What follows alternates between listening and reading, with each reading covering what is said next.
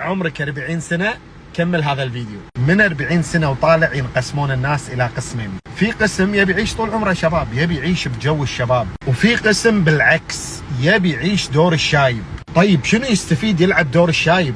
يستفيد انه يكون مخدوم والكل يخدمه والكل يساعده ويطوفون له الدور بالجمعية ويطوفون له الدور بالمستشفيات. يبي الناس ويبي عائلته يعاملونه بطريقة يدهن لا تنكتين. يبي يتدلع على عياله، على بيته، على زوجته، على الناس. انا قاعد ومتكي، انتوا خدموني، انتوا جيبوا لي، انتوا حطوا لي، انتوا سووا لي. يكون انسان مخدوم. بس هذا الشيء غلط. ليش غلط؟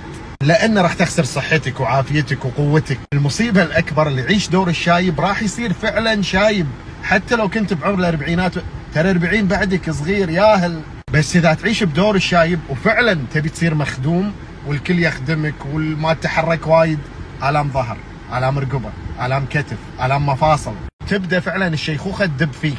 على كل حركة يتحركها يمشي بطيء، ما يتحرك وايد، يبدأ يهمل النادي، يهمل الحركة، يهمل الرياضة. مشكلة دور الشايب انه يجيب لك الأمراض المزمنة بسرعة. فسواء كنت رجل أو امرأة تكفى لا تعيش دور الشايب وبس. واضح.